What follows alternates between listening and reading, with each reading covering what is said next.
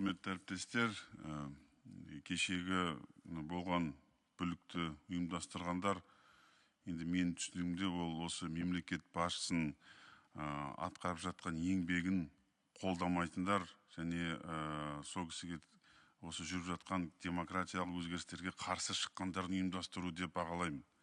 Сондықтан бүгінгі әсіресе міне кешегі мәжілістегі сөзінде үлкен саяси міндеттер қойды. Ол мемлекеттік табысты әділетті бөлінуі. Өйткені көбіміз бұрын білеміз, бұрын әлеуметтік желіден оқылады, бірақ ресми айтылмайтын белгілі бір топтар мемлекеттің жаңа байлығын әділетсіз бөлуге қатысатын.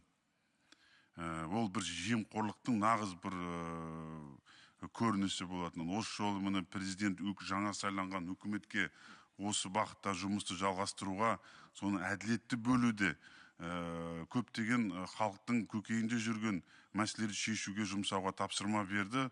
Бұл да міне үкіметке бір үлкен берген сенім және мүмкіншілік. Мынау Қорғасты айтқанда, робты айтқанда, немесе басқа да даму банкіне айтқанда, көптеген осындай деректер қоғамда өте көп білетіндеріміз. Сондықтан осы жұмысты бағытты біз тоқтатпауымыз керек. Бүкіл қоғам болып қолдауымыз керек. Бұл тек басы ғана, мемлекет басшысының айтқаны басы ғана. Ондай қандай көп деректер қоғамда. Әрбір компанияға келсек, ұлттық компанияларда, сонша самұрық қазынаның ішінде қаншама сұрақтар бөлінді. Қаншама қаражаттар конкурссыз бөлініп жатты. Бірнеше рет айтылды да ресми. Бірақ сонда да сол самұрық қазына конкурссыз бір көзден миллиардтан қаражатты келіп жатқан табысын ешқандай бақылаусыз бөліп жатты. Сондықтан бұндай әрбір компаниялар бар. Осы мемлекеттік компанияларда қаншама тиімсіз жұмсаған қаражаттар бар. Осының бәрін міне бұл тек қана кешегі президенттің айтқанымен шектелмей, осындай бар деректерді бәріміз қазір шығарып шынайы бар деректі айтып қоғамның талқылауына шығаруымыз керек. Тиісті органдарға беруіміз керек. Сондықтан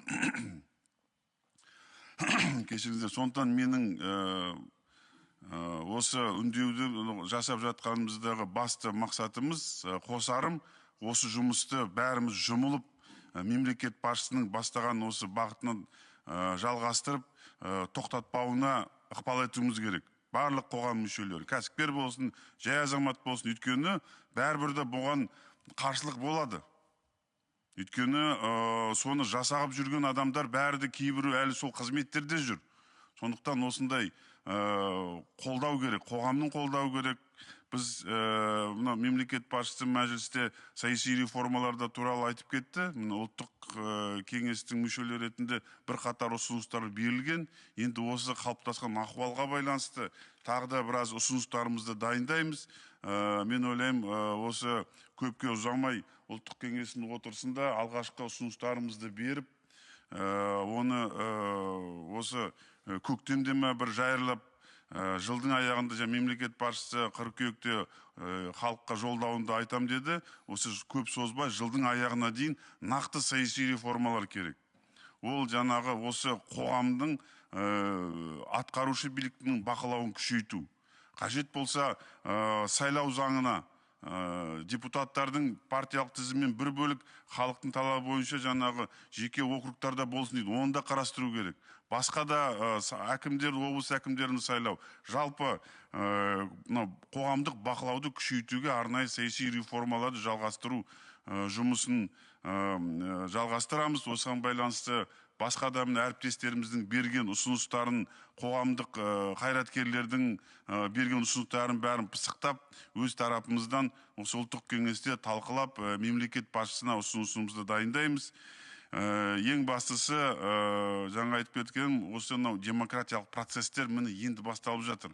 Нақты процестер. Осыған бәріміз жұмылып қолдауымызды көрсетуіміз керек. Рахмет.